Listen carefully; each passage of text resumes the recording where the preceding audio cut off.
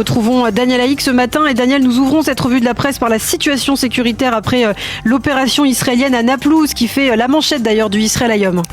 Effectivement, Ilana, opération au cœur de la Casbah de Naplouse, titre ce matin en manchette le quotidien gratuit. Une opération réussie au cœur de la ville de Naplouse, renchérit le journal en soulignant la mort de 11 Palestiniens, dont 8 étaient des terroristes recherchés de longue date. Et à l'approche du Ramadan, un état d'alerte au sein des forces de sécurité de crainte de représailles de la part des Palestiniens, que ce soit à Jérusalem ou à partir de la bande de Gaza. Et d'ailleurs, les sites d'information israéliens font ce matin état d'un tir de quelques roquettes à partir de la bande de Gaza vers des localités du sud d'Israël. Les quotidiens soulignent que l'opération à Naplouse a permis de neutraliser des terroristes de la fosse aux lions qui s'apprêtaient à commettre un attentat. Et cela explique pourquoi l'opération israélienne s'est produite sans délai en plein jour.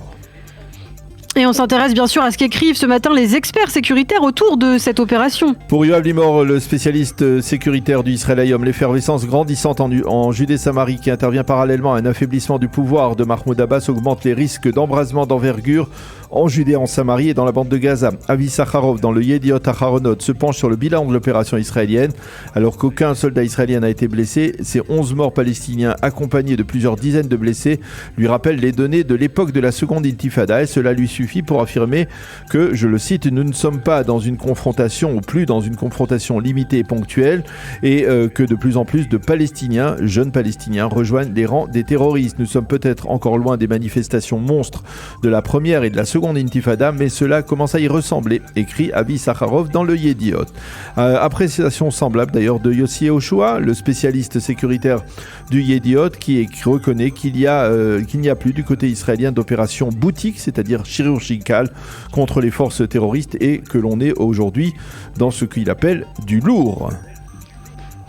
On aurait pu imaginer que ce matin, le Yediot consacre aussi donc sa manchette à l'opération d'hier à Naplouse, mais non, ce matin encore, le grand quotidien préfère accorder sa priorité à la réforme judiciaire. Oui, une législation sans interruption, titre en manchette ce matin le Yediot Aharonot, après une après-midi au cours de laquelle la Knesset a voté en lecture préliminaire des lois qui s'inscrivent pour la plupart dans le cadre de cette réforme, comme la loi d'Éric qui interdit à la Cour suprême de donner son avis sur la nomination de ministres au sein du gouvernement, ou encore la fameuse loi de contournement qui donne le dernier mot à la Knesset sur la Cour suprême.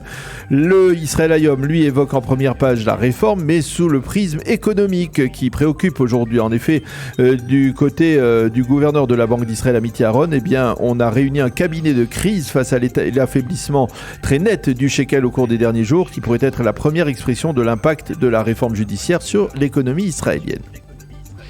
Et puis on s'interroge dans la presse sur l'éventualité de placer Netanyahou en indisponibilité. Tovat Simouki en parle ce matin dans son éditorial dans le Yediot Aharonot. Elle nous explique que le silence imposé par la conseillère juridique du gouvernement, Barav Miara, au Premier ministre dans le dossier de la réforme pour cause de conflit d'intérêts est probablement ce qui risque de sauver Netanyahou d'un verdict d'indisponibilité que la Cour suprême pourrait lui imposer. Tant que Netanyahou se tiendra à l'écart de ce dossier, eh bien, il préservera sa fonction, dixit Tovat Simouki. Et puis en marge de ce dossier, comme preuve de la méfiance qui règne actuellement entre coalition et opposition, vous nous faites partager, Daniel, un débat très étonnant. De quoi s'agit-il ? Eh bien, tout a commencé lundi soir, au soir du vote des deux premiers volets de la réforme judiciaire à la Knesset. Alors que députés des deux camps s'invectivaient dans l'hémicycle, eh bien, le député Yachatid Boaz Toporowski a fait une entrée remarquée. Il y a un mois, Toporowski a été très sérieusement blessé dans un accident. Il porte au cou une minerve et lundi soir, il est donc revenu pour la première fois à la Knesset pour voter.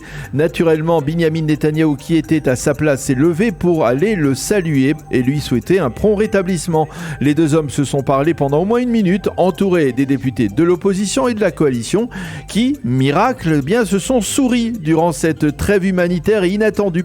Eh bien, cela n'a pas été du goût de ce que l'on pourrait appeler les gardiens de la protestation contre la réforme judiciaire. D'un coup, ceux-ci ont embrasé les réseaux sociaux en déplorant ces sourires de l'opposition à la coalition. Comment, alors que nous avons fait des kilomètres à pied pour protester contre la réforme, pouvez-vous sourire à l'autre côté, ont exprimé ces militants contre la réforme. Et ce matin, dans le Yediot Aharonot, le professeur Yuval Albashan, qui est lui aussi contre la réforme, eh bien, s'insurge dans son éditorial contre ceux qui, selon lui, ont perdu la tête dans leur haine du camp actuellement au pouvoir. Fin de citation.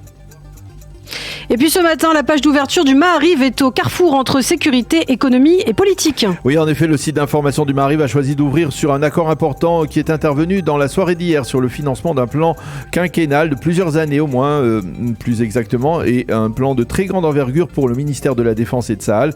Et l'on voit dans la photo qui illustre cet accord le Premier ministre Netanyahou entouré de ses ministres des Finances, Smotrich, et de la Défense, Gallant, et du chef d'état-major de Tsahal, Herzi Halevi.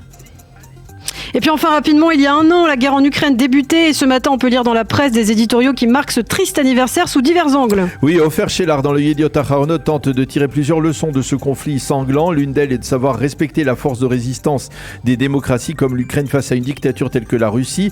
La seconde leçon, la nécessité de ne pas croire en des victoires militaires rapides et sur le terrain. Et enfin, pour Ofer Shelar, l'une des leçons majeures, surtout pour un pays comme Israël, est de clairement prendre position et de déterminer très vite qui sont les bons et qui sont les mauvais dans un tel conflit. Mais ce qui est intéressant ce matin, c'est que le Haaretz lui dresse au moins dans deux de ses éditoriaux un parallèle entre Netanyahou et Poutine, une fois Poutine, une fois Staline même. Yossi Werther a écrit que Netanyahou se comporte actuellement comme Poutine s'est comporté l'an dernier à la veille de l'invasion russe de l'Ukraine, tandis que pour Amir Oren, l'un des spécialistes sécuritaires du Haaretz, eh bien Yariv Levin est en passe de devenir pour le Premier ministre israélien ce que Beria a été pour Staline.